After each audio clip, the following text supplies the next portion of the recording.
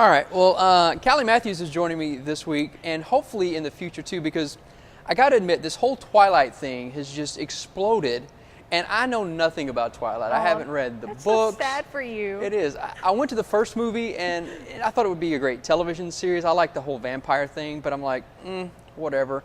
But this is like a phenomenon. This isn't just like a few people who like this. This Negative, is huge. It is gigantor, like huge. And when we first started talking about it last year, they were in talks about making a movie, so it was minuscule. Right. And then like a few months after they started announcing the cast, our listenership went from 200 to 30,000, over a month.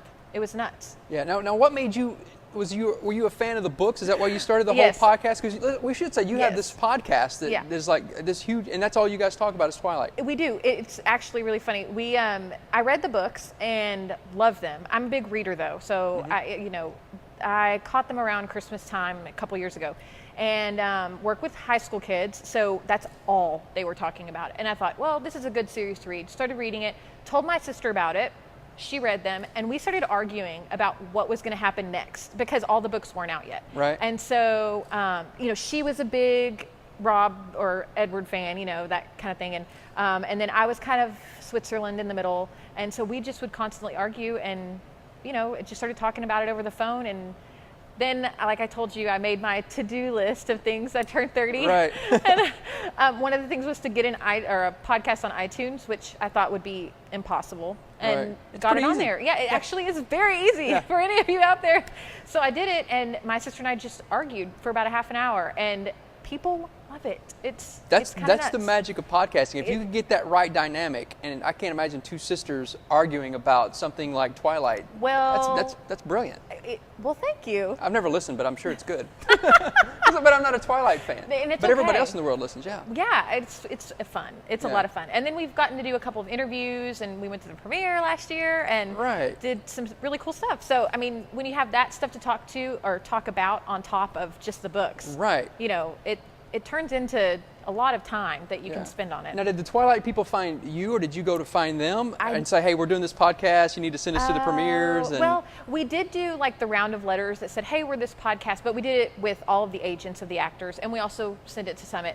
And then after that, we kind of just waited, and we got a couple of emails, and we did a couple of interviews. And I mean, we've interviewed Peter Facinelli, Kellen Lutz, and then we've done Christian Certos, and then obviously went on set last year with Twilight, and I got to meet Robert and Kristen. And then at the premiere, we kind of got to see everybody. And so it's just kind of funny how it happened. But yeah, the movie people just called and said, hey, y'all get a lot of hits on your website and have a lot of listeners. And that's the great thing now I think about technology and the internet and podcasting is, especially for movie studios, it's a grassroots movement. If they can find, that's cheap labor. Well, there was already this huge set of fans that were online doing fan fiction, doing fan sites. I mean, just everything, anything, kind of like Harry Potter was. And once the movie company figured out, hey, we can tap into this, it just, I mean, it was a big kaboom. I mean, everything just hit hard and fast. Right. Now, were you a fan of the movie, the first movie? The first time I saw it, I was like, oh, okay. The second time I saw it, I was kind of like, oh, okay. And, I have to say it was very true to the book for what a 2-hour movie can be. I didn't necessarily appreciate a lot of the acting. I thought the cast was pretty well, done, but it just is. I don't know if you've ever seen any Catherine Hardwicke movies, but she's a very free director, and I love her as a director. Yeah, and she's wonderful. But I don't know if the movie Twilight needed to be as open and free as it was. So I don't know. I enjoyed the movie for its depiction of the book, but I like the book better. Right. Now, New Moon is coming out in November? In November 20th, I think. Right. So how much of can you tell us about it? I really can't yet. We won't tell anybody else. No.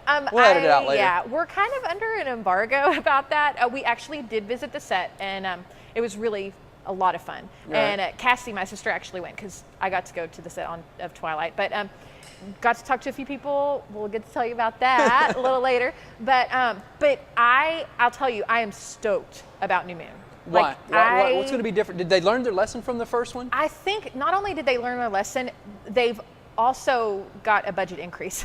Right. mean, honestly, when you can increase it to the extent that they have, you better put out a better film. You know, Right. that's just, if you want to keep people happy. I think that they're also seeing the fandom multiply because of the movies. And if they don't put out a good movie the second time around, that's going to decrease for the third, because Right. they're going to make a third. And so I don't know. I feel like that they kind of have to if they want to keep it going. And Summit, as many movies as they're putting out a year, they're a small film company. Right, yeah, they're And not so that big. This could be their cash cow. Exactly. It could And do for them what Lord of the Rings did for New Line. Exactly. And the thing is I think that they appreciate and understand that. So they're going to put more into it. And honestly, I can't say exactly why I'm excited, but the director, I think, has just got a magnificent idea of what New Moon should be. Right now, but New Moon is different. Like I said, I don't know anything It is. about. Okay, yeah, it's going to be a different movie. Yeah, because they just released the, I guess, some of the artwork that we had up on our website, and it's a bunch of guys standing around without a shirt on. Kind of looks like, just like as the women in the room go, woohoo! Yeah. So it looks like it's going a different direction. Maybe the books do. The books do. Right. You're going to find, and I don't want to spoil this for anyone, but it's not about the vampires as much this time. Mm-hmm. Do you know that there are other mythical characters involved? Yeah, I'm clueless. Yeah. Okay, the Just picture assume of the I don't know half-naked anything. men, it's all about werewolves. Really? Yes. They're not hairy though. No, they're not. At least not yet. This is the modern werewolf. Wow. They're they're Native American Indians that. Right. Now, were they in the first one and I just missed them? Yes. Were they the ones running through the woods on the boat? Wait, running Somebody through was- the woods on a boat. Well, I no, don't they know. were running through the woods and then on a boat. Remember that at the very beginning there was Yes. some bad vampires on a boat. Are Yeah, they no, related? no, bad vampires, werewolves, no. Well, I didn't yeah. know if they're related. No. If you actually watch the movie, there's some like I flashback own it. scenes. I actually own the movie. Heavens to Betsy, why are you not watching it? I Come on just now. haven't seen it yet. Well, yeah. Watch it before we do another interview. Okay. So, but no, really, the flashback scenes, you'll see some of the interaction between the vampires and the werewolves. And Right. it's just a tribe that is there. And, the Right. Quileutes, they morph into vampire or into werewolves. And Yeah. they are going to be there for Bella. Okay, cool. Yeah. Now, again, I saw the movie in the theater, having not read the books. And Okay. you know what appealed to me? I'm watching it the whole time going, this would be a great television series. I would watch it more as a TV series because it had that WB look to it that, Yeah, I can see where you're coming from. There are a lot of series out there, though, that I would feel that way about. You know, there. One of the reasons that Cassie and I talk about this set of books is because it's young adult, and we really appreciate the fact that there's not a ton of inappropriate context or content for Right. young people. And, Except the naked werewolves. Well, except for the half naked werewolves. Come on, Matt. Just kidding. So no, but really, it's one of those things where you have this girl that's struggling with this relationship, and later on you're going to find out that, well, Mm-hmm. at least in the books, I hope they pull this out in the movie, that Edward has morals, and he's not going to do things before marriage that most teenagers will do. Right. And so I think that element of it is what girls love. It's Mm-hmm. just this guy that's respecting a girl, and Right. it's unconditional. But like you pointed out, there will be some half-naked men involved, so that's just to get the appeal of everybody else. But honestly, if you read all 4 books, Which I plan on doing it. You would know that the series idea, Yeah, Yeah. I think that just the look of it. I was watching it thinking, this appeals to me more. It just looked more television. Maybe the New Moon will be different. right. I'm hoping so. I think you're going to be pleased. All right. So when on the set, does Edward still have that goofy look on his face that he always has in the movie? Okay, That yeah. whole- I know. Okay, you be Edward and I'll be Bella. Like she just blinked constantly in the whole movie. No, I think that you're going to see kind of a harder Edward. Right. I think and he's Robert, cute. I give him that. Yeah, he's got that European look. I guess it's Right. He's got appealing. the hair, and he's going to Yeah. grow up to look like Christopher Walken, but I won't tell him that now.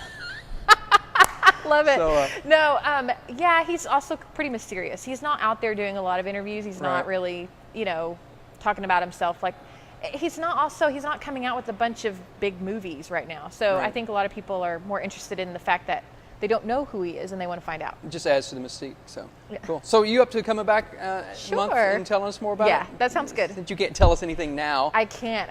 Well, I could tell you they filmed in Vancouver. I got to fly to Vancouver. That was cool. Really? Yeah. That's all. Yeah. That's about exciting. it. That's all you can tell me. Great.